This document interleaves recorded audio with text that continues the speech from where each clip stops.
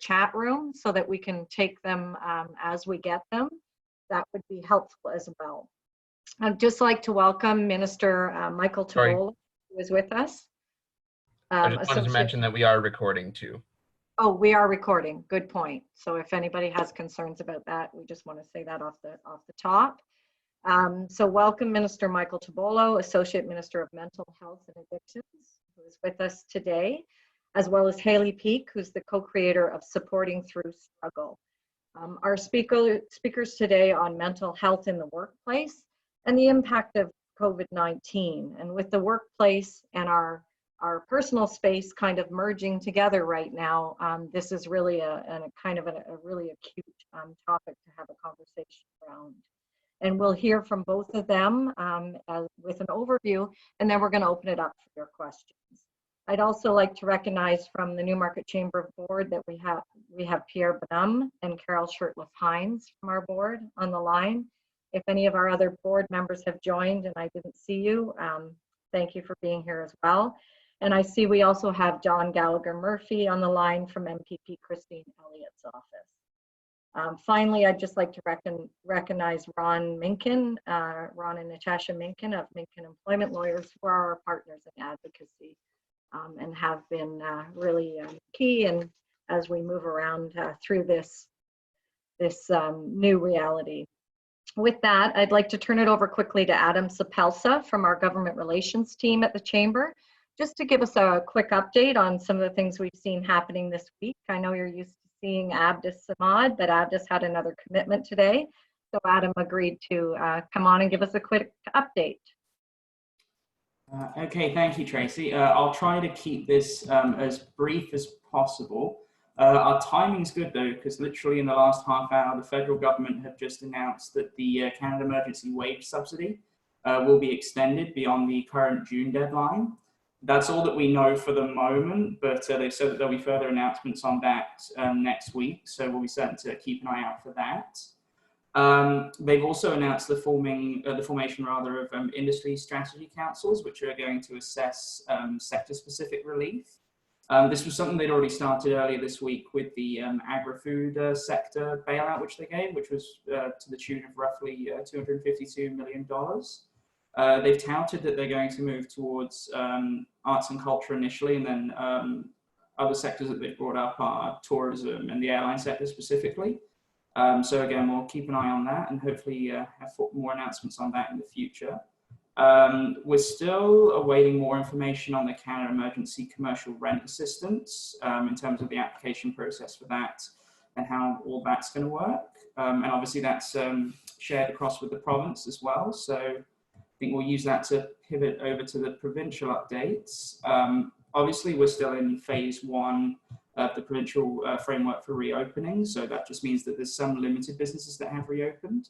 But there was obviously the announcement earlier this week that specifically construction and retail sectors were going to be able to expand a little bit and partially reopen some more, So for construction, it's mainly just for sort of smaller apartment projects and condos that the building can continue.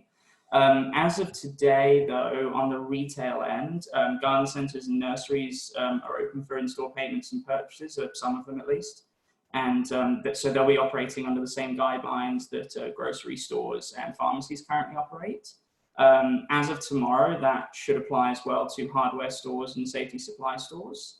And then as of Monday, retail stores with a street entrance can begin offering curbside pickup and delivery.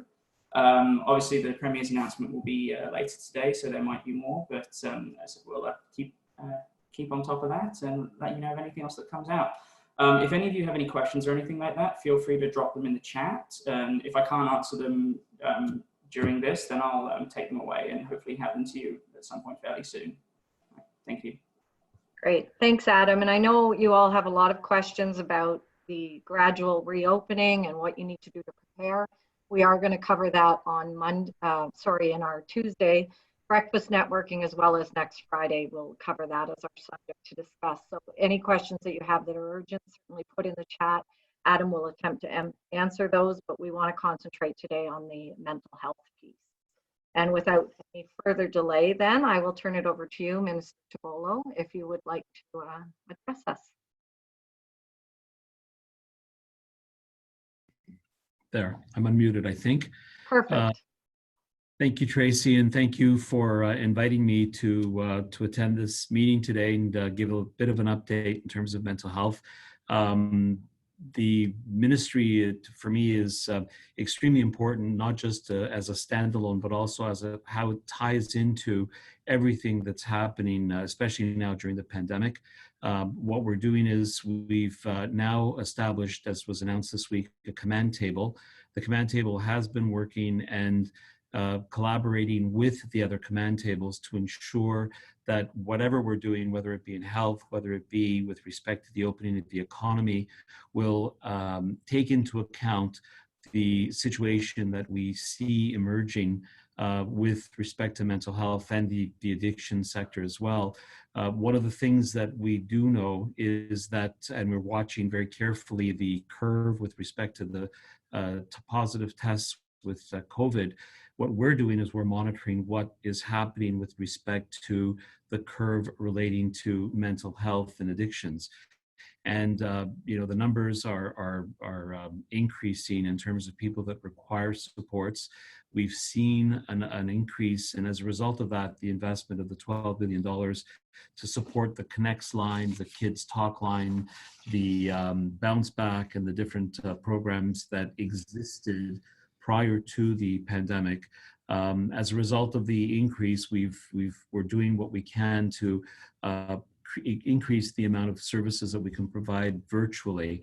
I have to say that the sector has done an incredible job in adapting to the fact that they can't meet the way they would normally meet with clients and patients, and the system is working.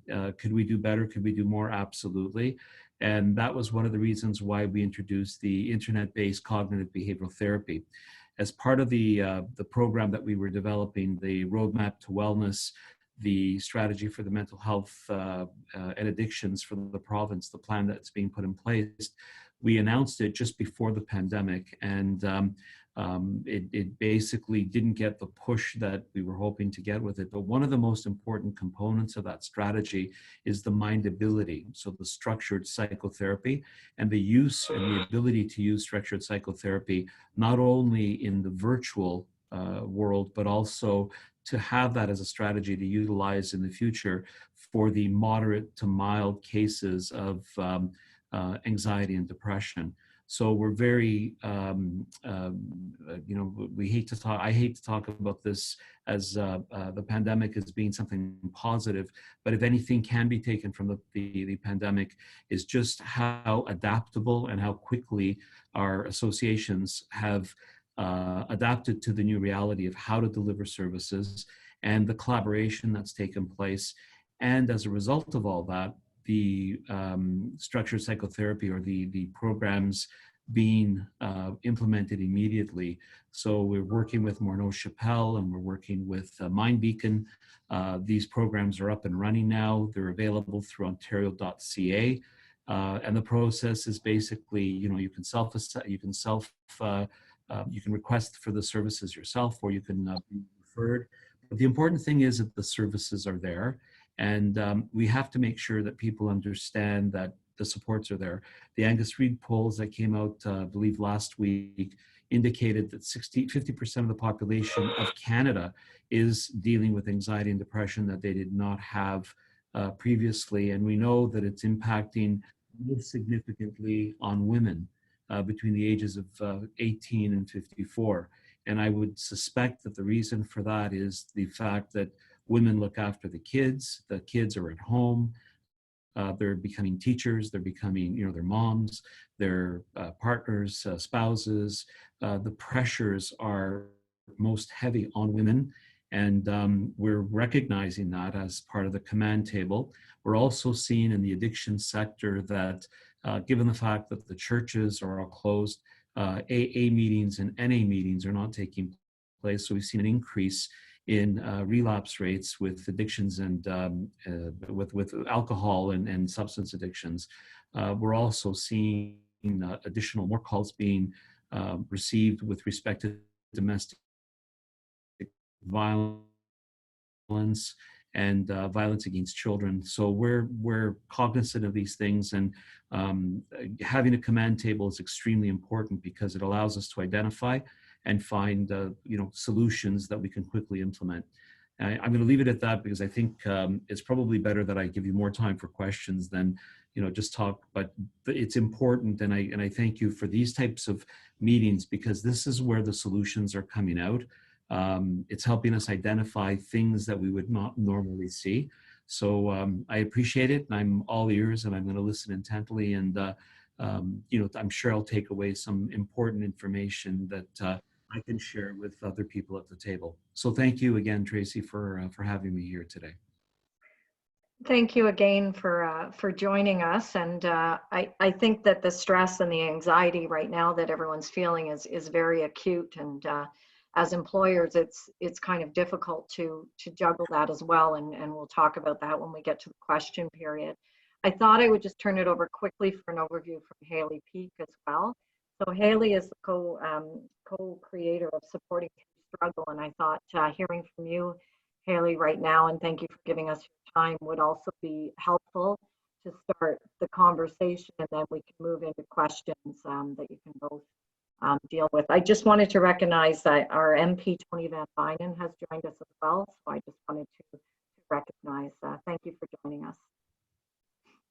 Thank you, Tracy, for having me, and thank you to the whole chamber for having me. It's exciting to be on here and see some new faces, and I'm always excited to have these conversations.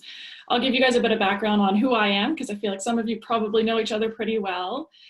So my name is Hayley, and I do work under the title of a mental health consultant. I started my own business about 2 years ago now.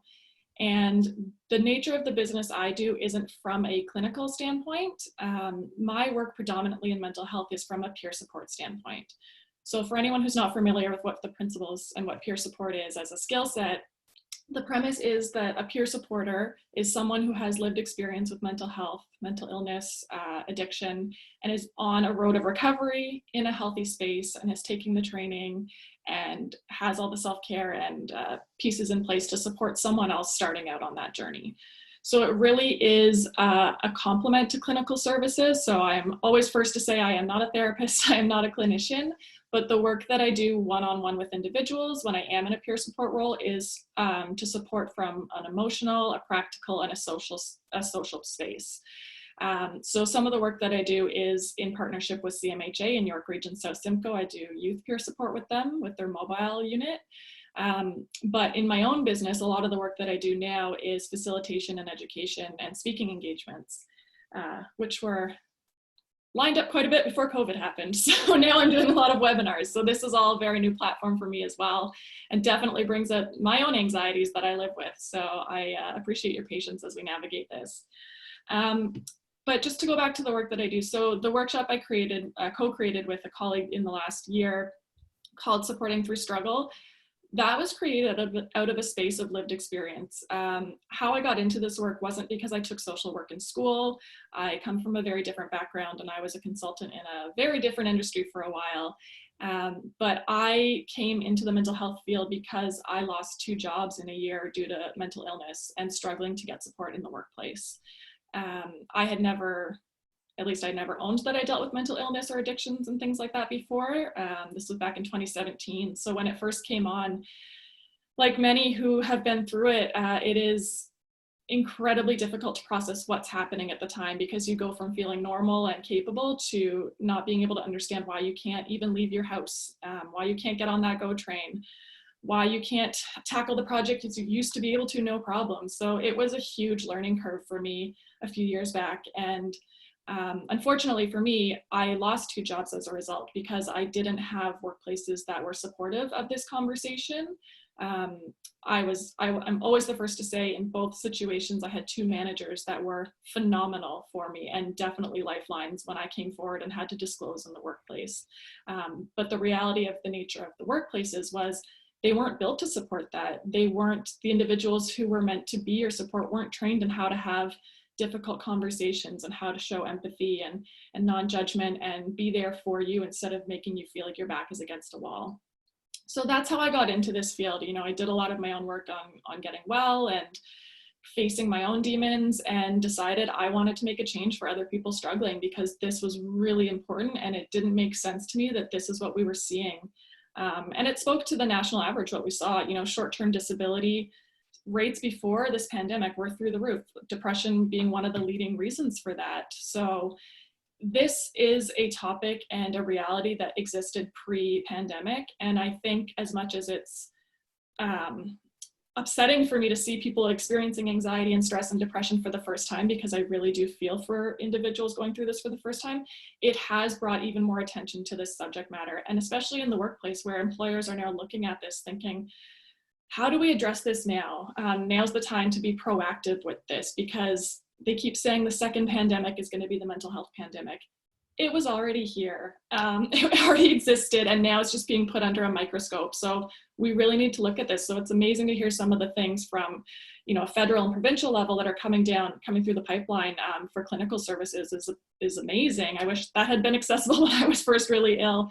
I guess my hope in an ideal world is that that support comes through for the peer support side, so people can access that as another tool in the toolbox. But I guess what I want to do is kind of engage with you all here.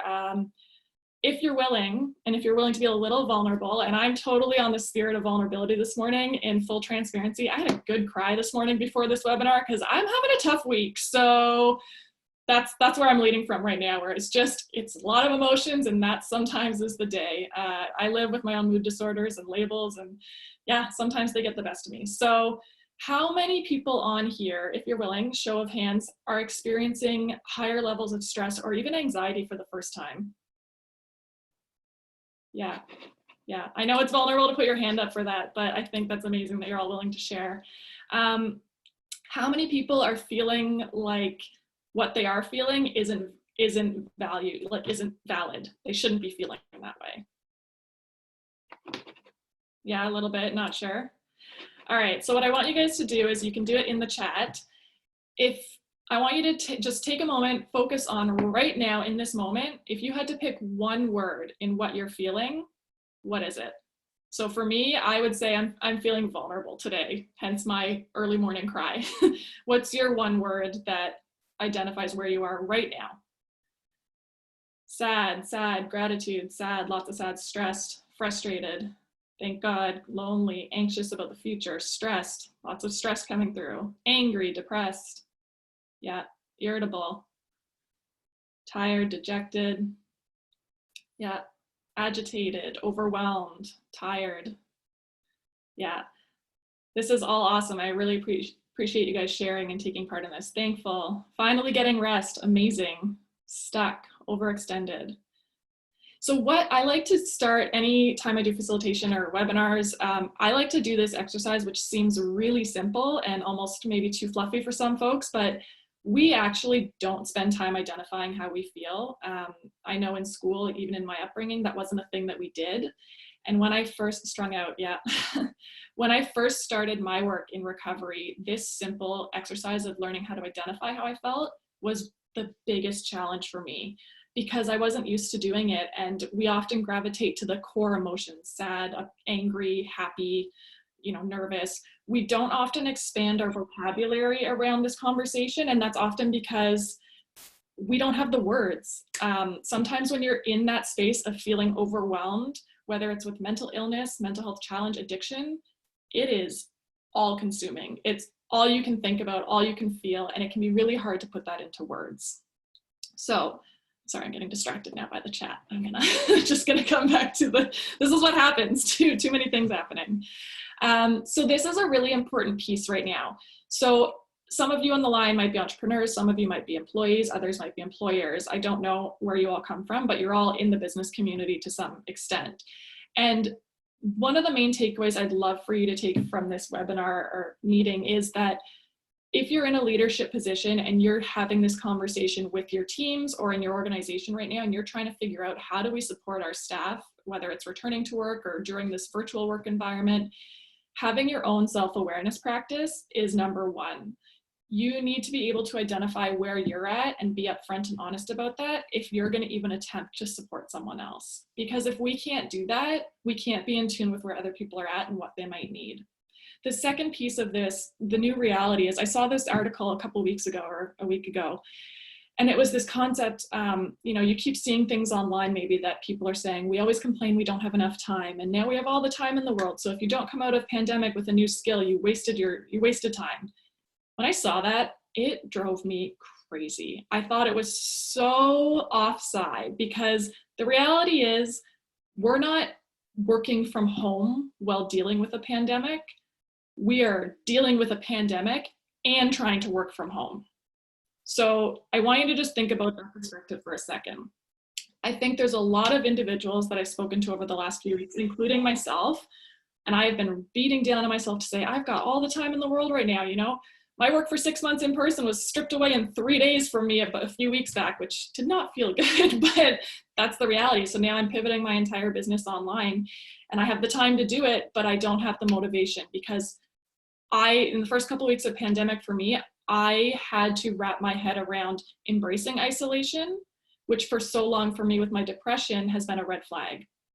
So it was really tricky for me to do that, because I spent countless years and thousands of dollars of therapy on learning how to acknowledge isolation as a red flag of my depression. So it's been interesting, because I work with a lot of folks in this field across Canada that lead from a place of lived experience, and we've all had this conversation about how our coping skills and self-care strategies that we've had in place are now coming into play, thankfully, but it's still very counterintuitive to embrace this idea of being alone and being motivated in that isolation. That, in my head, didn't make sense for a really long time. And I know there are other people out there that even if you don't live with a label or a diagnosis, that doesn't matter. These feelings that you're having are completely valid. They're real. You could be feeling depressed or anxious, and that doesn't necessarily mean you have depression or anxiety as an illness. That's the other takeaway too, I think is important, because I think a lot of people are afraid to even vocalize that they're feeling that way, because what does that mean? Does that mean I am depressed? Does it mean I have an illness? Not necessarily. Those are regular emotions, and they're pretty expected, I would say, right now, as we're all in this collective trauma. So just take that as a grain of salt for how you'd like. I think it's important for all of us to know that all the emotions coming forward, maybe you're thriving in isolation because you have the perfect setup to work from home, and it's going really well for you. That's amazing. Maybe you're working from home and you're in an abusive partnership and home is not a safe place for you. So as leaders and employers, we need to remember that we can't assume what everybody is dealing with on a day-to-day. And we need to be curious about how to support them. So we need to ask questions. We need to be willing to be vulnerable ourselves and show that human side of ourselves. So even when I was prepping for this webinar, I thought, I got to pull it together. I look like I've been crying. And then I thought, no, that's completely against the point of the work I do. So if I have puffy eyes, I apologize. But it's just real, and that's the nature of it. So as a leader, if you're able to, as much as it feels uncomfortable and vulnerable to show that, that's what we need to be doing right now if we want to see true change in supporting mental health in the workplace, pre-COVID, during COVID, after COVID. It's all the same, and now it's just being put under that spotlight. Hayley, I think I have to wrap this up, but do you have a couple of key takeaway points? I mean, you've made a couple of really good ones there about showing your vulnerability and awareness. Yeah, I would say key takeaways is start to open up your perspective on how to have these conversations. That's a lot of the training that I do with senior management and employers. How do you have these difficult conversations with your staff? Walk away from this being curious about how they're doing. Don't assume that you know how they're doing. Also, never discount as a leader that leading from a space of honesty and vulnerability with your staff will create trust and safety for them to feel that they can open up to you. And the final thing I'd say is use this time to be innovative. How many businesses are working from home now that X'd it completely for years? It shows that we can be innovative. So be innovative with the mental health side, expand benefit packages, consider giving mental health days, consider alternative work arrangements, ask people what they need, get curious with your staff. Perfect, thank you. Prioritize your self-care as well, because I scheduled in a nap the other day before a webinar and it was the best thing I ever did for myself. Good. While we were talking, I saw some questions come up about resources. Minister Tbollo, can you share some of those with everyone? In case they're not looking at the chat, I know you were sharing some on there, and we will make sure those get shared beyond here as well. But are there resources for us as, you know, in general, and also for employers that you would suggest? Thank you. Specifically, the Ontario.ca website will give you the link or the ability to access the ICBT programs that were announced a couple of days ago. And so that tool is there and it's available. The one that I like to use is Connects Ontario. So if someone is feeling, or if you need support from the standpoint as an employer, Connects Ontario will connect you with all the resources that are available throughout the province, no matter where you are. So that's a good one. And I don't know if you have the slide for it, but the number for them is 1-866-531-2600. Bounce Back for individuals over the age of 15. Again, another amazing program. These are all evidence-based. Their number is 1-866-345-0224. Then there's a kids help phone for kids under the age of 15. So again, these are numbers that employers can also provide to their staff and to their employees. And again, kids can get supports that way. And we saw a huge increase just as the COVID was starting to take hold and being described as a pandemic. We actually had 800 volunteers come forward, and the volume increased significantly. So Kids Help Phone is really helpful for kids under the age of 15. And then for teenagers, those in post-secondary school, there's a text Good to Talk on, and there's also, which is 686-868, and their 1-800 number is 1-866-925-5454. All of these resources will lead you and provide you with supports directly, or they will send you to a place that will be able to provide supports.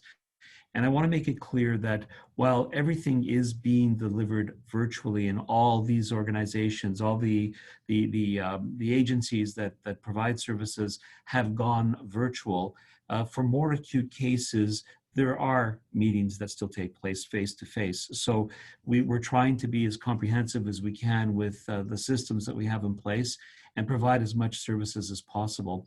The other thing I just want to mention is you can also, if you don't want to use one of these lines, contact your doctor. If you're receiving care and that care has been disrupted as a result of the COVID-19, there are ways that we can assist in ensuring that those services continue. So the help is out there. It's out there for people to refer other people, or if they need help themselves.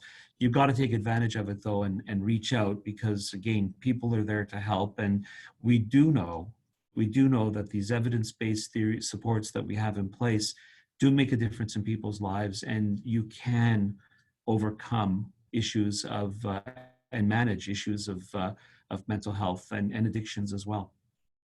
Perfect. Thank you. And I see Hayley putting some of those numbers up, but we will follow up with those phone numbers as well after this meeting.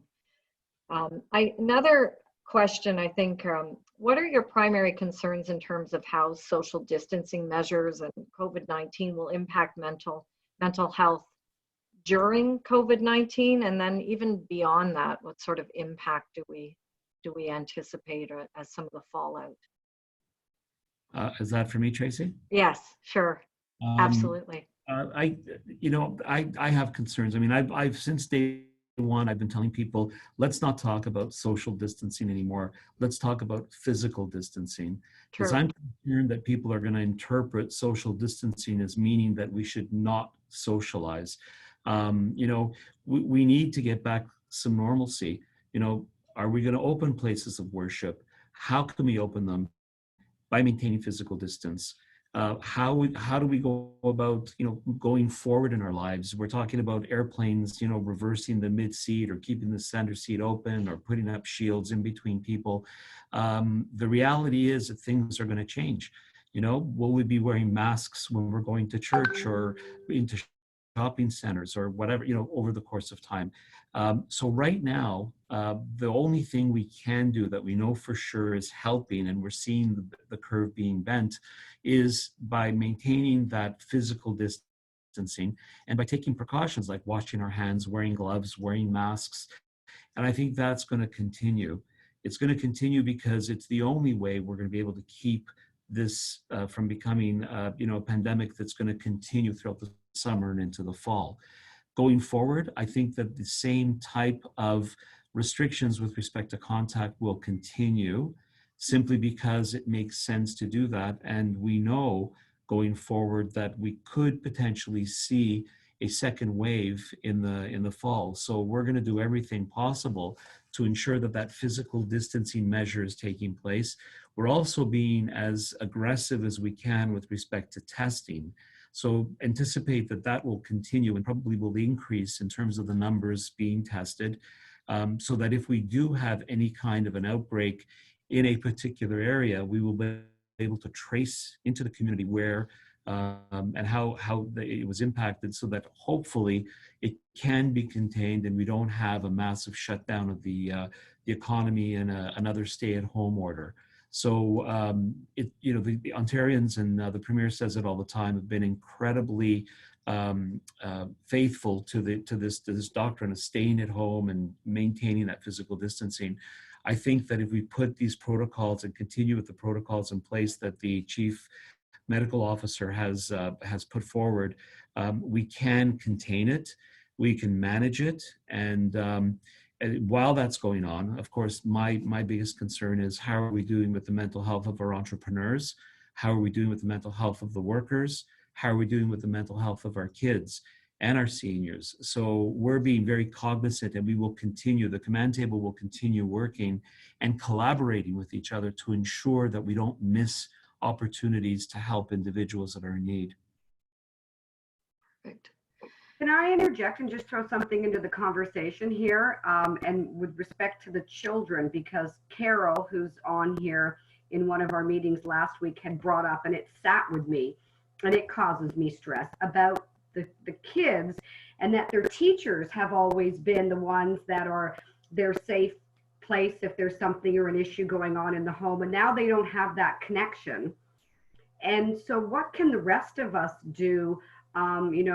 Again, going back to possible unhealthy home lives and children that are all of a sudden isolated, not just from their friends, but from some of the safe adults and people that they had in their lives before.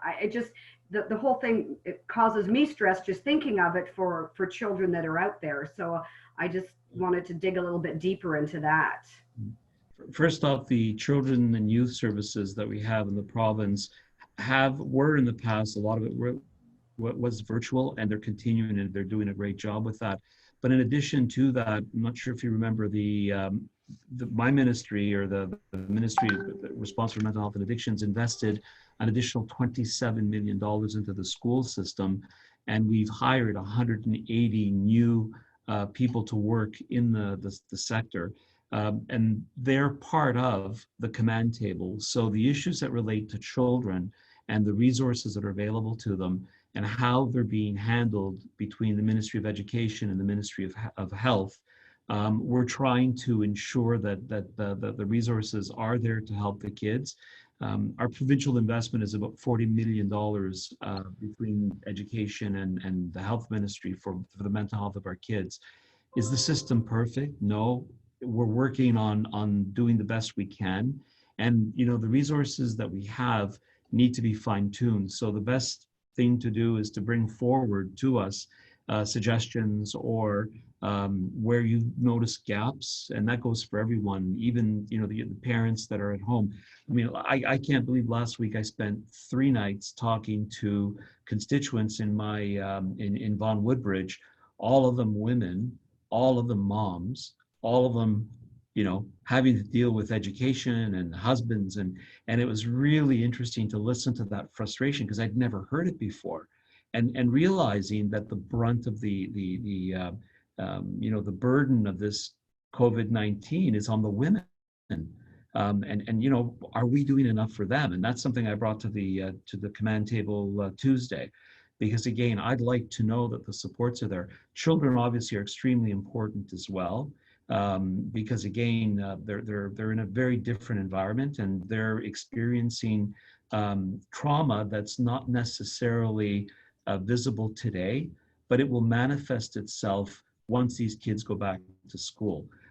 It'll manifest itself perhaps when they become teenagers. So there are things we need to do now to make sure that we address these issues when they can be addressed properly, and give these kids the coping skills they need and build that resiliency. So I very much agree with you that we need to do more for the kids, and we're trying. Perfect, thank you. I think on that note as well, there's always that question around, there's still the stigma around mental health, and with so many people feeling it right now and thinking, you know, is this normal? Is this my new normal? But even that ability and that first, you know, reach out to call some of these lines. I guess, what are we still doing to break down some of those barriers around the stigmas around mental health? Again, I don't want to monopolize the conversation, but Bell Let's Talk has done an incredible job. And the messaging that you see now on TV, where they're constantly reminding us that, you know, there's people out there, there's help. I have a difficult time with this. I mean, if I broke my leg, aside from whimpering till I got something to help me, I had to go to the hospital and get my leg set. Why, if someone is suffering, they don't reach out and get help? And again, we're dealing with a society where we have a lot of different world views. A lot of people, you know, a lot of cultures believe that you got to suck it up and you've got to be strong for your family, and you have to, and we're not looking after ourselves. And it's the greatest injustice, and it's the worst thing we could possibly be doing, because it impacts on everyone in all the relationships. I mean, listening to Hayley, you understand the impact that it has on you, but the ripple effect that it creates in the family, in the community, in your friends. We have to turn that around. We have to become supportive of each other. And some of the best therapy is talking to other people, because, you know, you'd be surprised how many people experience anxiety and depression and they don't talk about it because they fear that this is a topic that's taboo and shouldn't be talked about. I mean, a lot of work has been done to remove the stigma associated with issues relating to mental health, and even in addictions. In my community, the Italian community, you know, you have a son that has or a daughter that has a problem with drugs. It's you know, you're shamed. You don't want to talk about it, and you don't seek help for your kids, which is tragedy. It's tragic. There are things we can do, and I think, you know, opportunities like this, having employers also be aware and ask that question, how are you doing? And listening to people. You know, I say it all the time with when I do talks with about kids. It doesn't matter if you don't know the answer to the question. The fact that you're sitting down with your kid in a quiet time and letting them open up to you and listen to their words, because you'd be surprised how much they understand and how much they misunderstand. And that's really our role, is to just help guide them. And the other thing I have to say is, I don't know how many people I talk to in the day, all I hear is CP24 or, you know, CNN, or all I hear in the background is this constant barrage of information relating to COVID. How many people have died, how many people are sick, how many, and it seems like we just, oh, and by the way, you know, 70% of the people recovered. We should be focusing on that. And what we should be doing is also minimizing the amount of time we're spending listening to this constant barrage of information that is not helping our mental health. What in effect it's actually doing is creating a condition within us that just basically numbs us to what's happening. So I think, again, with our kids, we've got to be mindful of that. Ourselves, we should be mindful of that. And we should be looking for opportunities to interact with each other, whether it's through Facebook, social media, whether it's going for a walk and talking to your neighbor from the other side of the street, taking taking the kids out to the backyard, doing something that's going to trigger, a positive thought process. I was helping some kids start some seeds to watch, and they're watching the plants grow now, which, is, again, an indirect way of showing someone that there is renewal, there is growth, there is a future.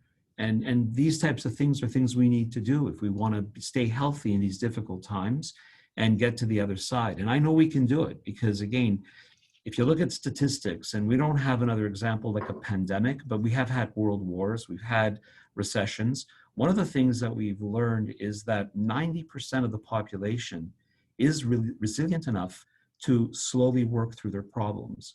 It's 10% of the population that has the more difficult situations where more acute supports are necessary. Well, we have the acute supports there for people, and we have the supports to help the ones that are mild to moderate in terms of their needs. So we've built a system. We need the people of the province of Ontario to understand that there's nothing wrong with using it. It's here to support the people of the province, and we want to keep people healthy. That's one of the primary goals of government, is to keep the people healthy and to give them the resources they need to do that. Perfect. And Hayley, this would probably, I was just going to say that. I was going to add to it quickly because Perfect. Michael said is great. And just a note of perspective for anyone who's an employer on the call, whatever your role is. Stigma is likely always going to exist, I think, to some extent, especially in certain communities. I know even the numbers that Michael was talking about earlier about women being a higher rate right now for these mood disorders. Part of me also takes that with a grain of salt because that's who's willing to disclose, right? And there are a lot of men who are not comfortable disclosing because of that stigma. But also in the workplace, I want people to remember that if you have an employee or you're looking to reach out in the workplace, that initial step, if somebody's taking it with you or you're looking to take it for yourself, that is the most difficult part of the journey.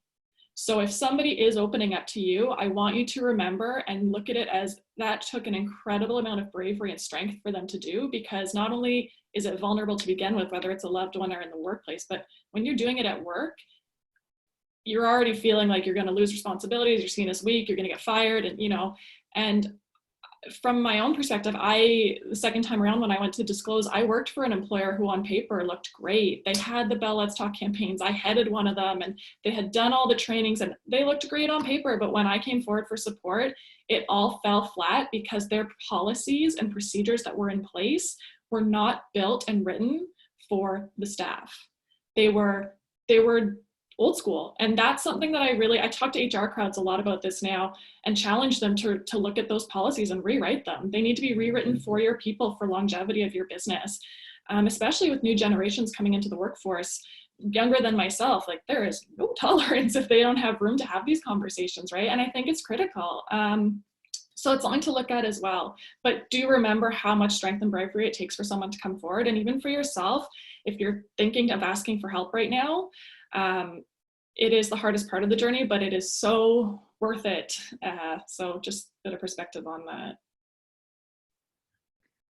I did see a question come up on the side, and I thought it was interesting that sometimes, a person who's healthy and is having needing some extra help, it's easier to reach out. But how do you convince somebody who's actually mentally ill to reach out for help?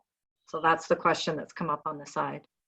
That's a tricky one. I think it comes back to judgments as well, right? Because we can easily pass judgments on other people's state of being. And sometimes it could be that we are correct and they are struggling. I don't know if anybody on the line's a doctor, but I'm not a doctor and I'm not able to diagnose, but I do get an inkling if I think someone's unwell.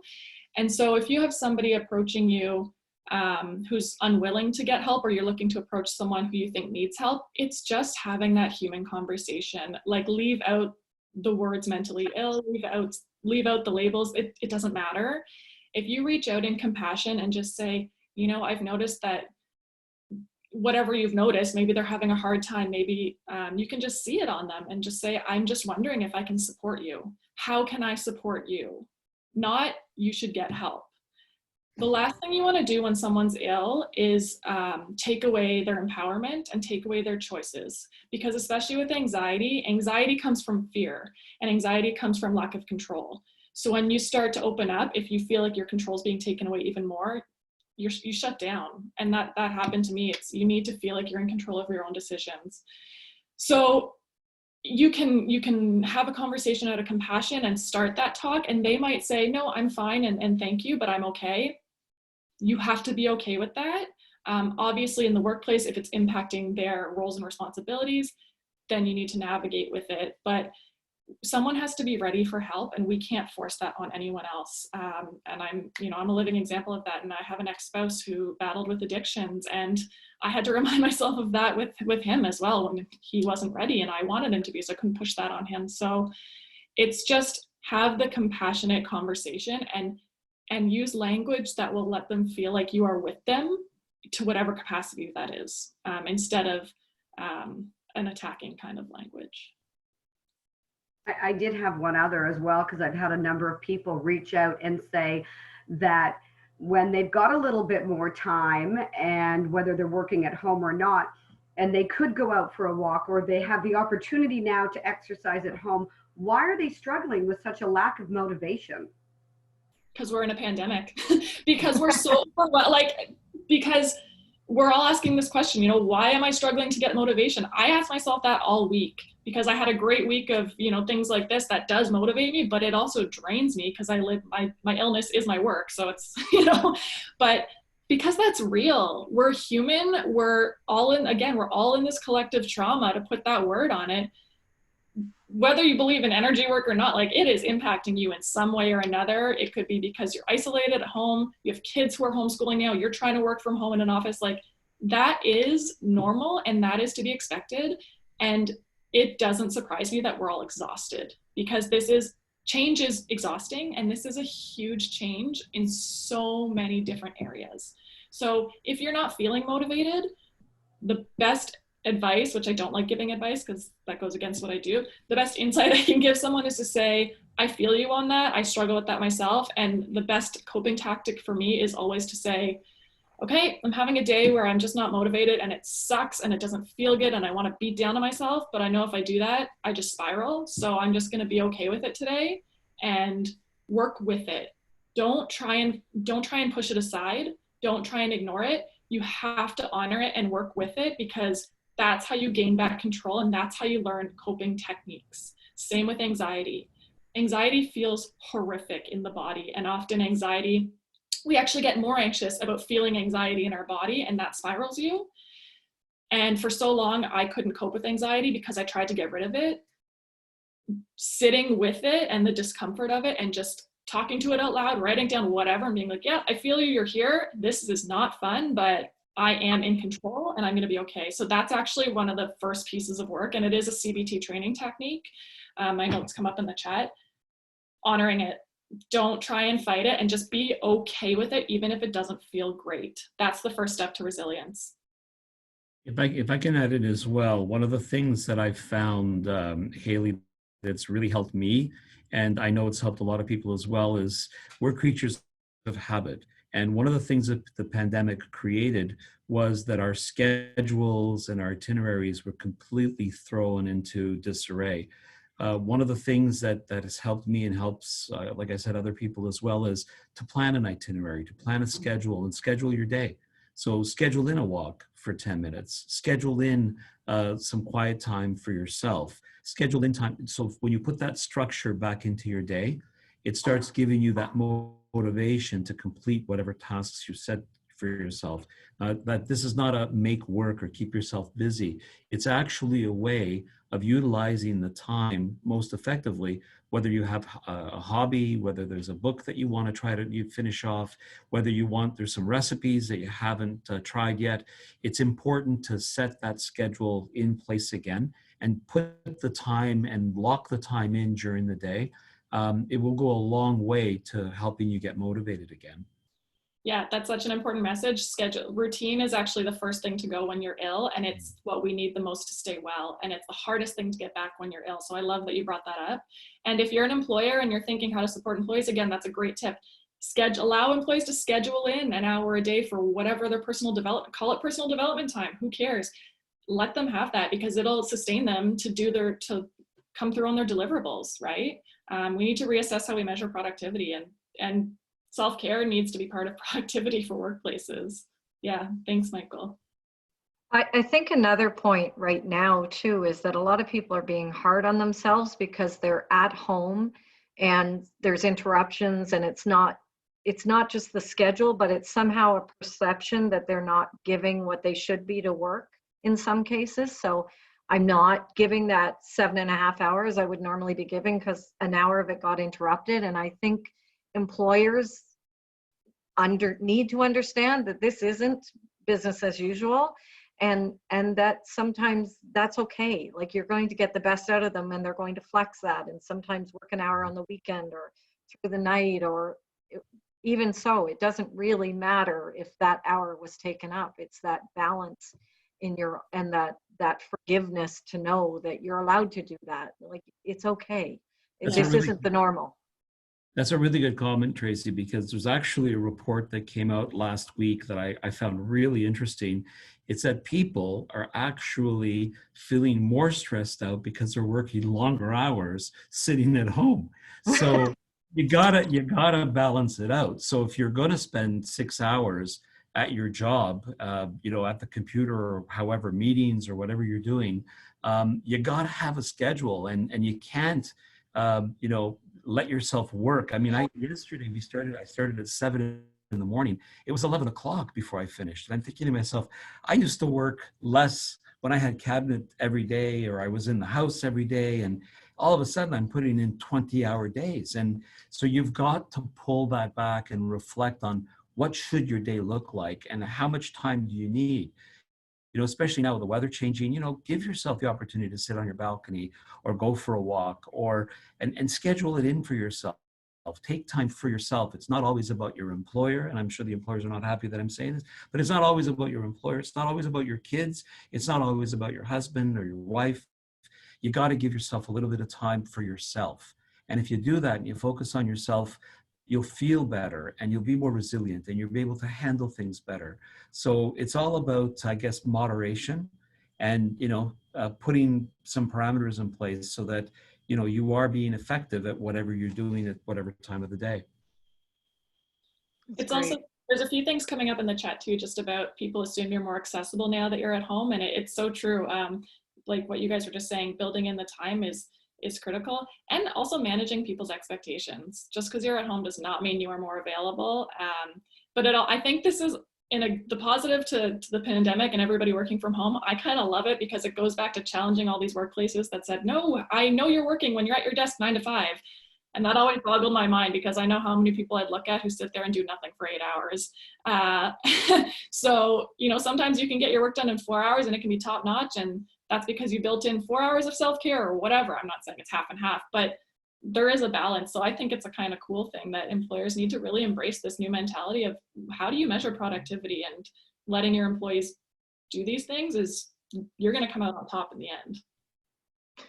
And I know we need to wrap up, but one of the questions that I would like to ask, or maybe a challenge, or to see if it's come up on the conversations at the table, but I mean, you hit it on the head when you say anxiety. One of the things that is a cause of anxiety is that fact, or that feeling of we have no control. And I think more than ever, what I'm hearing from our businesses is the anxiety is driven out of that. We have no control, and we don't know. We don't know when we can get back to business. We don't know when this is going to change. We don't know what we have to get ready for. In terms of what that's going to mean for PPE, for distancing, for my daily operations. So the anxiety for the businesses and their employees are through the roof. So I know that the government is releasing what I know they don't know, and they don't have a crystal ball in terms of timing. But even like that first set of regulations that came out that helped us to understand what we might need to put in place as businesses.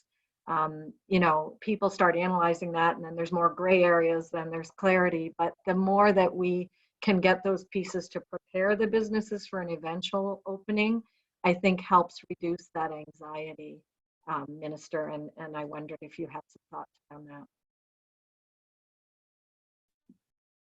I totally hear you, Tracy, and this is something that we're talking about at the cabinet table. We're looking for ways to give as much notice as possible to businesses to be able to ramp up, to be able to try to get some kind of normalcy back into the system. It's something that we talk about all the time. Our biggest concern continues to be the health of the people in the province, and avoiding a situation where opening too early causes us another situation of lockdown. I mean, when you listen to the statistics, one individual with COVID potentially infects 2.5 people. And when you multiply that, you see how quickly it can go out of control again. So we're looking at ways where we could do community controls in terms of understanding if there is, and be able to contact trace individuals so that we can hopefully not have to go to the extreme that we went to with the pandemic. But it's a complicated situation, and believe me, no one wants us to go back to work more than me.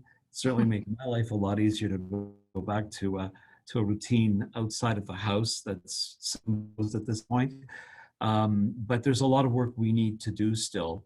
And as long as Ontarians are prepared to accept some of the restrictions, so the social, the physical distancing, the use of a mask, gloves, hand sanitizer, and is diligent with making sure that when they're out of their homes, they're being as careful as possible, we can see the normalcy coming back. The issue with kids comes up all the time in education and when the schools are going to open up, because that's also an important element of getting people back to work, is having a regular schedule for kids. And it's an extremely concerning situation. We know, for instance, that many kids test asymptomatic, and but they're also the ones that touch everything and kiss their grandparents. And so we're going to have to be very disciplined going forward in terms of all these aspects, because all of them really fit into each other. And that's really, how we're going to be successful, is if we're able to keep these different aspects managed properly. I don't know if I answered your question, but we're doing what we can, and we're working to try to give as much advance notice, especially when it comes to business, so that people can prepare to reopen. And again, we'll just have to see what the physical limitations are going to be in terms of numbers that can be in a restaurant, or how people are allowed to shop, or how money's handled. There are a lot of issues. I had a conversation last night with someone from the Catholic Church saying, how would you open up the church? And they started saying, well, no holy water, no collections, we'll need to have a container, the host, well, you can't really, it's incredible how many aspects will have to be revisited or revised, and strategies put in place to keep people safe as we start coming back together. But together, right, together we'll find those solutions, and we'll get our economy bouncing back to where it should be. And we'll put an end to this COVID-19. Perfect. And I don't think anybody would want to go back sooner than we should. It's more the preparations and what we need to prepare for. So the more we know there, that's perfect. So thank you. And I think with that, unless there are any urgent questions, I'm going to end our meeting on time. And I want to thank you again, Minister Tibollo and Hayley, for your time and your insights. I appreciate that. Thank you. Thank you. Thanks everyone for joining us. Thank you. Stay safe. Thanks, everyone. Thank you. Thank you.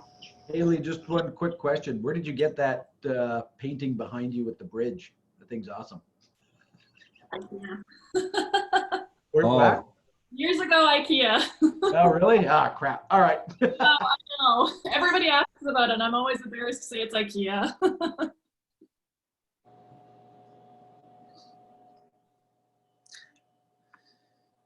Thank you, guys. Bye. Thanks a lot. Stay safe. Stay well.